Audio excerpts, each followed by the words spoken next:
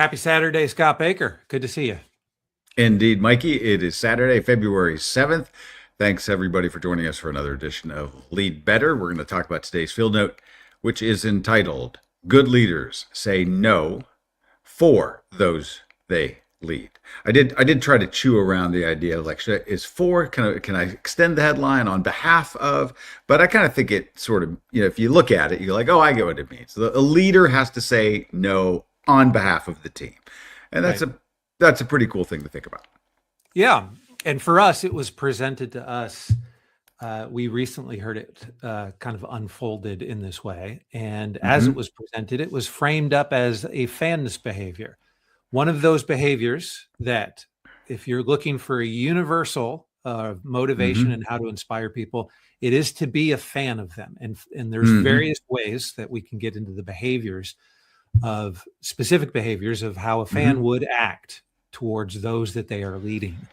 And this is one of those behaviors that oftentimes you wouldn't necessarily think about. But the way it was framed up and introduced to us is who else but a fan would do this Hmm. kind of thing for those that they are leading. And so Right. that's To that's set why up their I team for brought it up. success. Mhm.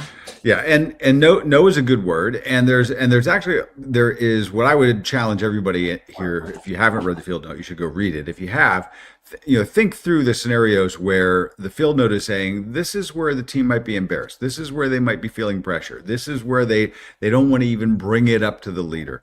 And so there's a lot there that requires the leader to be attentive and then also then prepared to say no in the right way diplomatically in the organization. Well, the scenario is a particular scenario, but no is a good word. I always like the they might be giants song that no means no. It was from one of their kids albums, Right. and it was a terrific one. But the setup here is that oftentimes people on your team, particularly if they're good, are asked to do other things. Or someone will say, "Can I bring in this your design team to work on this project? Can I get your sales guy to consult on this?" And or they're actually assigned things by people higher Mhm. up in the organization, maybe even a level or two above the leader. And so ambitious people trying to please everyone, trying to not be like I'm going to blow you off, will have a tendency to kind of say, well, okay, let me see if I can squeeze this into my schedule. But that person, that team may have other priorities. And so what happens is it fritters away their attention. But those people on the team, by position, by temperament, by whatever it is, are just in that state where it's difficult for them to say no. And Mhm. that's why it comes down to the leader to step in and say, I know what you're trying to get done. And yes, our team is really good. For now, we're going to have to pass on that. You don't have to even use the word no because I need them focused on this for the next 6 weeks. But the Right. leader is the only one who can say it. Right. Right. Okay. So there might be a way where the team can indicate. So, for instance, in our parenting book, there is a specific behavior that is mentioned about having a family Mm, code word to resist peer pressure. very And good crossover here. Yeah. yeah, and this was actually brought up with the idea of like, this is how parents say no for their kids. And there Hmm. specifically is highlighted this idea that parents should encourage their children to use a code word. For instance, here's the scenario: Howdy, Dad. Steve and I and a few of my other friends want to go to the movies. There might be a time where I don't want to hang out with Steve, but because of the Right. peer pressure, I don't know how to tell Steve no. So I'm going to start off the phone call with the word howdy, which I never use.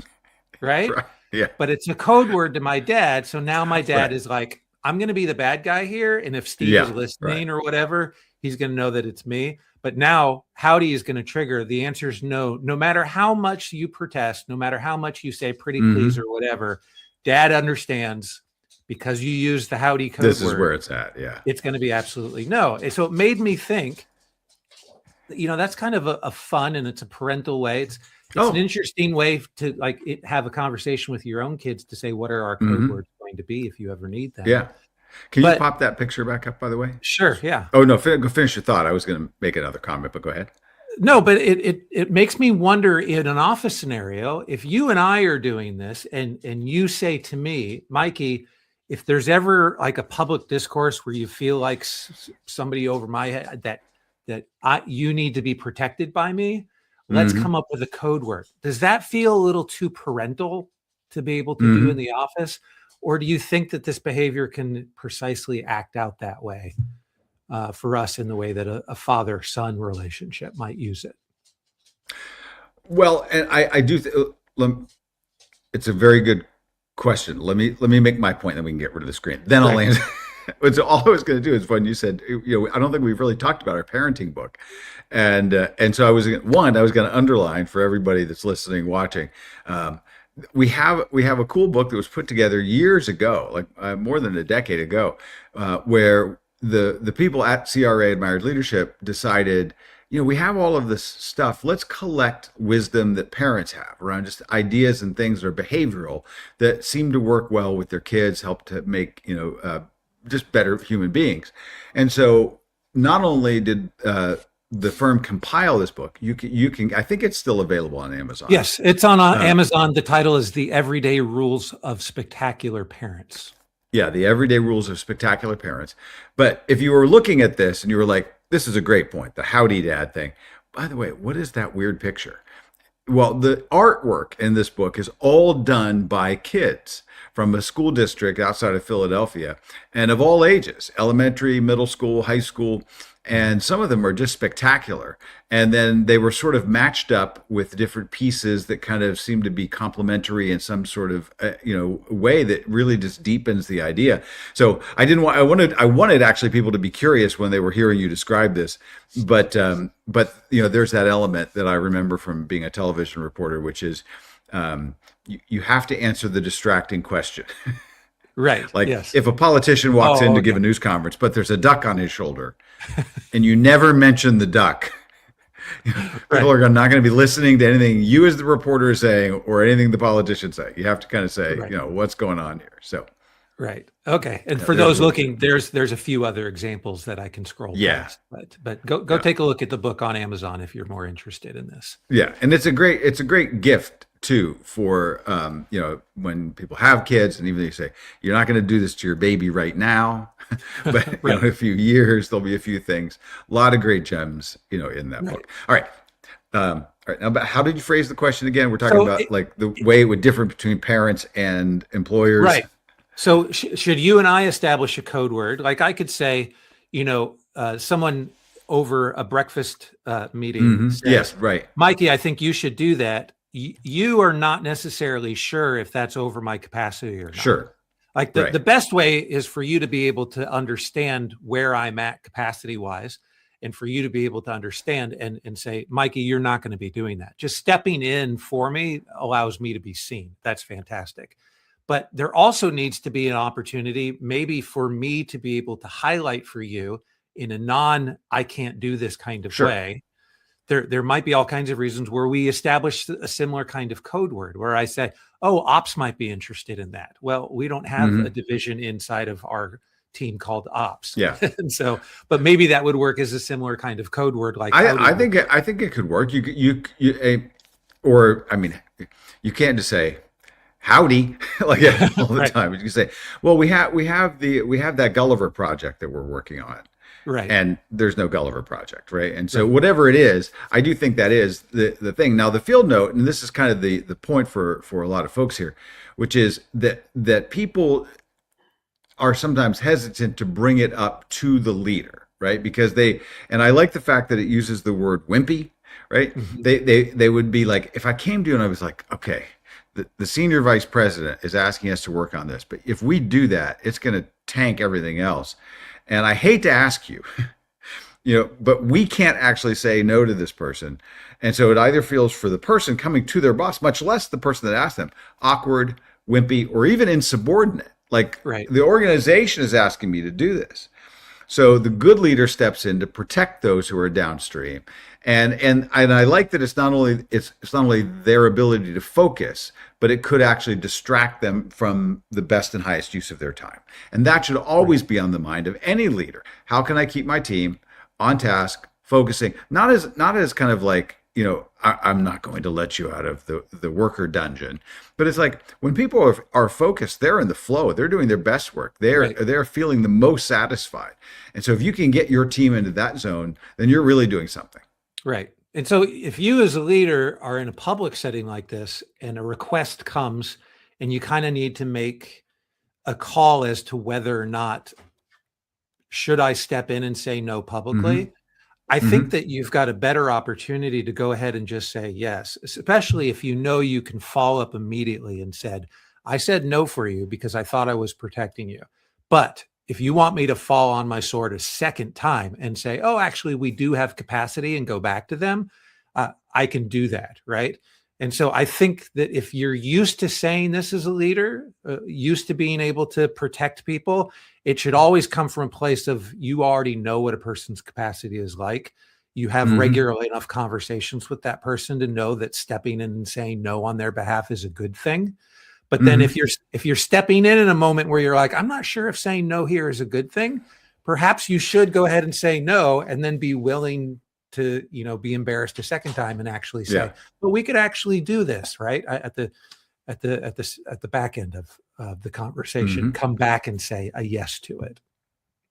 Well, and you wisely broaden this out because I actually was just thinking about the whole, this as this sort of workplace thing, and it is a parenting thing. There's all kinds of ways that you can protect your team and say this is what we need to do. Right. We're not going to be able to go meet with the trustees because the basketball team needs to get to bed. Like Yeah. we've got a game, tomorrow, right? Whatever that is. Now, I think this sort of happened to me right here at Admired Leadership. So when I first joined the firm 9 years ago, in that first year, I was doing more coaching. We were already thinking about how we were going to develop Admired Leadership and bring it out to the public. And we're coming up on 6 years that our platform has been out there. So at that point, we weren't even sure. This is not for everybody that's actually clicked in and you're listening. You're getting a little Admired Leadership history lesson. So we were like, is it going to be a book? Is it going to be seminars? Is it going to be underground meetings? Is there going to be some secret code? Eventually we kind of came up with kind of doing the audio video sort of oral tradition that fits our firm. And we were still kind of in that mode, but I was actually coming out of 30 years of working in media and in news. So I was actually coaching around media and presentation and some of the admired leader behaviors. And I was coaching individual clients and then doing some speaking in larger group dialogues. And people in our firm actually kind of blend this doing their practice, like coaching and doing and working with clients and then working on things for the firm. So I was kind of balancing that. But at some point, the founder of the firm realized that if we were going to get the Admired Leadership Project up and going, that I couldn't do that. I couldn't actually coach or speak and kind of keep a book of business would be the parlance in the coaching world. And so people were asking me to go and do speaking, for clients. And he said, you're not allowed to do that anymore. I'm forbidding you to coach to me. And then he was saying to other people, don't ask Scott to go speak for you anymore. And so that he can just focus on the building out of the videos and the audio and all the other content that led to the platform. Now, that's the way I tell it to myself. Maybe they just didn't think I was a very good coach or a very good speaker. I don't know. Right? But in any case, the idea was let's get Scott focused on the thing that is at least of the highest and best use to the firm as best we can. Right. So, and I do think that was the right move. Right. And so and the fact that I did do it for a good period of time allowed me to understand what was going on in our organization. And I think hopefully make the way that we not only did the platform for our subscribers, but then gave birth to the field notes that we do every day. And so that was allowing us to focus on just that. And that's what you and I focus on. Just that. Right. Right. We had a metaphor that we used in an earlier field note around being Jupiter, where your gravitational right, yep. pull should be the way that it protects the Earth. Jupiter, creates an asteroid belt just simply. And this has a lot of the same overlap, only this is like the straight behavior instead of it dealing with an analogy or a metaphor in any way. But I like it. We've written about this and this kind of thing a few times before, but having it in plain black and white like this is nice to read. Very much so.